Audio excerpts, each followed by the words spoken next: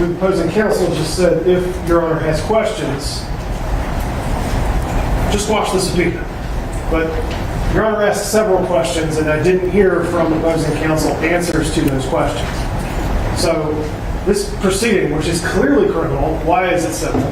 This proceeding, which is not a lawsuit, but instead a subpoena, why does sovereign immunity apply to that? There has still not been direct answers to those questions. And finally, where is the authority for this position? Where is the case that states that the governor can have his subpoena quashed in these circumstances?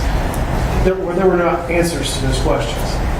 So I'm at Your Honor's disposal if you have questions for me, but our position is that this is a criminal proceeding. Sovereign immunity applies to immunity from suit. What makes it a criminal proceeding? I guess what I'd like you to focus on is it's not quite exactly where Mr. Bauer started, but like page 2. Bartell, I understand what Kennerly says. Different sides have invoked Kennerly, I've invoked Kennerly. Just to let everyone know, this grand jury is issuing a report, not an indictment. That's the extent of their end game authority. To me, it's less clear the extent of their authority to summons people before them. What makes this special purpose grand jury a criminal proceeding as opposed to a special purpose grand jury that was investigating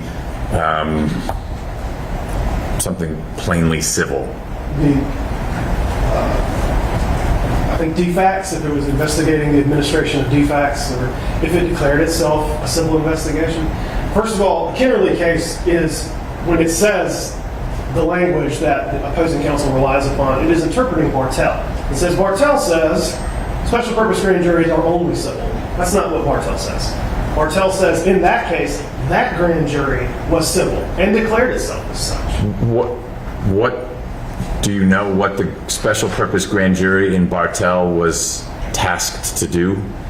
The grand jury in Bartell actually wasn't clear which statute that grand jury was impaneled under. And the court in Bartell ultimately says, it doesn't matter because it says it's a civil grand jury. It could have been under the regular grand jury statutes or 1512. Because it had to do with the oaths that were administered, yes. and so, gosh, which provision should they have used? Right. And I'll have to dive deeper into Bartell, but what would distinguish Bartell for me is if its charter was to determine if there had been violation of the city code in a non-criminal way with the way something was developed. It had nothing to do with alleged criminal activity. And the part of the decision in Bartell is they say we don't know which statute this grand jury was chartered under, so there is no charter. But what the oath at Bartell said is, do you swear to tell the truth in this civil investigation into the Department of Family and Child Services? It was clear. And so the Court of Appeals said it doesn't matter. It could be under either, because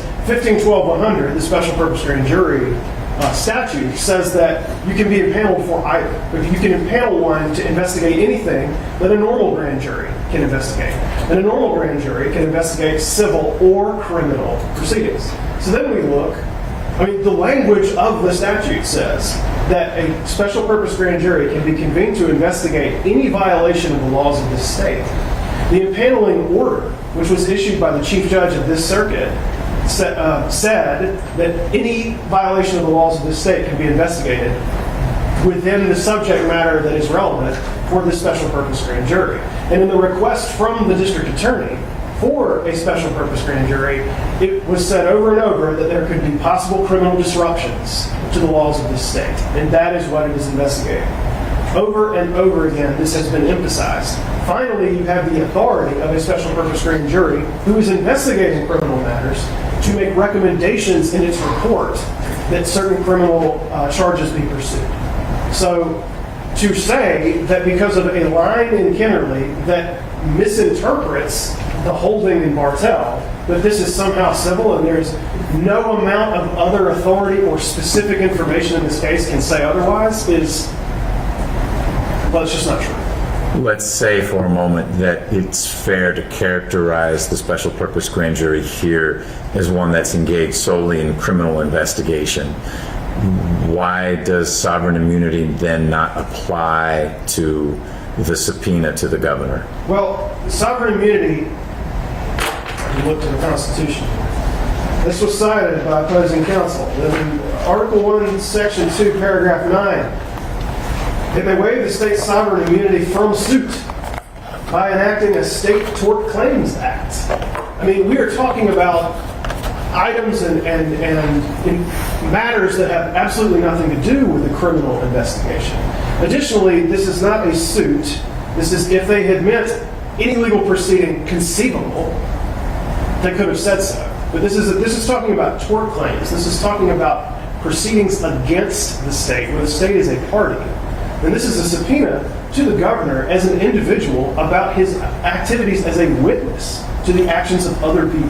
Well, yes, but to Mr. Bauer's point, it wasn't a witness where he happened to be driving from home to work and there was an accident or he saw people in a fight. It would have, the only reason he's connected to this is because of his official capacity.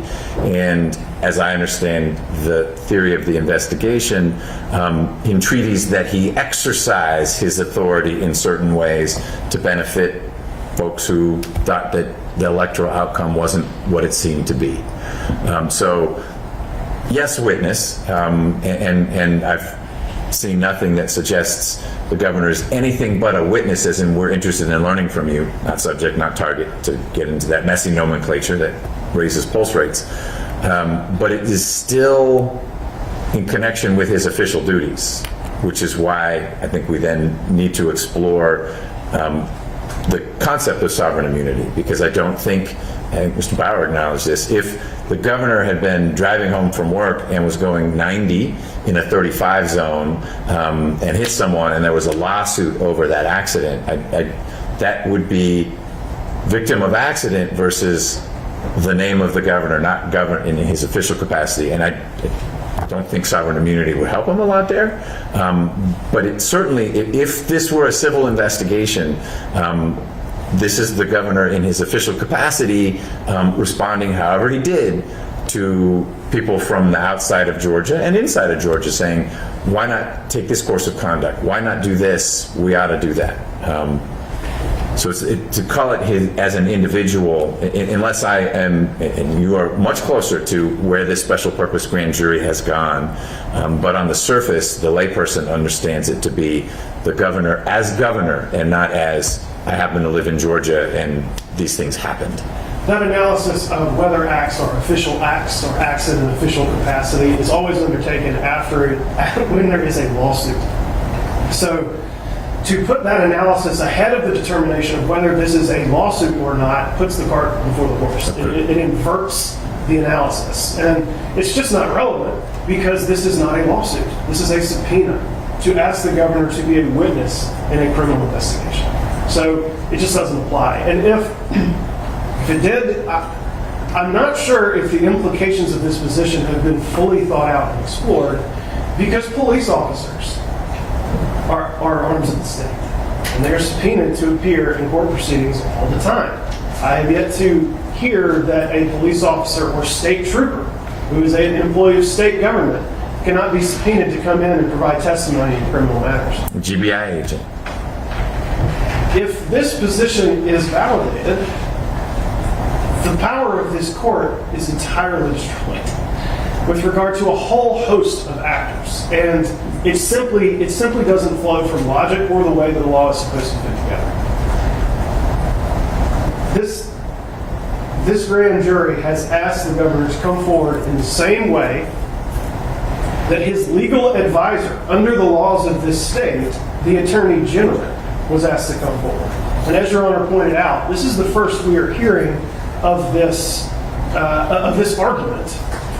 And yet the legal advisor to the governor has come forward. At no point was there a motion before this court from the Attorney General saying sovereign immunity applies. Okay, but that doesn't make the argument a stronger or a weaker argument. The timing is peculiar, but we've explored that, and Mr. Bauer, I think, helpfully reminded me there are a bunch of different reasons why different state actors would make different choices upon receiving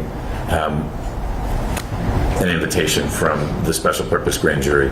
We're confronted with this motion at this point in time, and the merits of the sovereign immunity argument I don't think hinge on when in the course of the investigation, or even more so when in the course of the interactions and trying to get some communication between your investigation and the governor's office, it's come up, and we need to engage, all of us, both sides and myself, the merits of the argument and not so much the timing. Aside from that, Your Honor, the application of the Floyd County cases, which specifically speak to the regular grand jury statutes authorizing specifically civil investigations into state offices, simply do not apply in these circumstances for reasons that should be obvious. This is not a regular grand jury authorized to investigate a civil matter. It's a special purpose grand jury specifically authorized to investigate criminal matters. So I believe our position is clear and was clear in the briefing and has been clear here today. There is no application of sovereign immunity in these circumstances. And this is not a lawsuit. Sovereign immunity would be, the application here would be in contravention of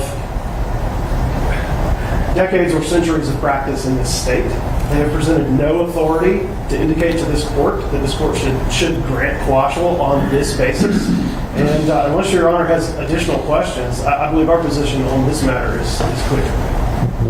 I have one last, and I'm importing from the federal side, but this notion that summonsing in an active executive, sitting president, sitting governor, sitting mayor, the executive of whatever level of government you're looking at, that's the issue. So yes, maybe there's immunity, but there's also just the policy practicality of we don't do that because we need to let that individual perform his or her important function, and when the sun sets on that administration, then let's have that conversation with the person who occupied that office. Well, there's no authority, again, for that position in the state of Georgia. There is no gubernatorial immunity from process. Whether he is the king of the state or anything else, there is no basis in the law for a position like that. The governor is not the equivalent of the president. Additionally, I believe that there's sort of two considerations. They sort of say that he's the sitting governor and therefore he can't be pulled in, but there's no basis for that. And then there's also citation to cases under federal law that invoke the Toohey Doctrine, which is specifically promulgated in federal courts to say that federal bureaucrats cannot be forced to testify over without the authorization of their superiors. That is wholly a creature of federal law, has absolutely no application under Georgia law, and shouldn't impact this court's analysis at all. Right. I think the word is agents and not bureaucrats, but yes, Yes. That is what Toohey does. That is definitely what Toohey does. Okay. I appreciate that. Mr. Bauer.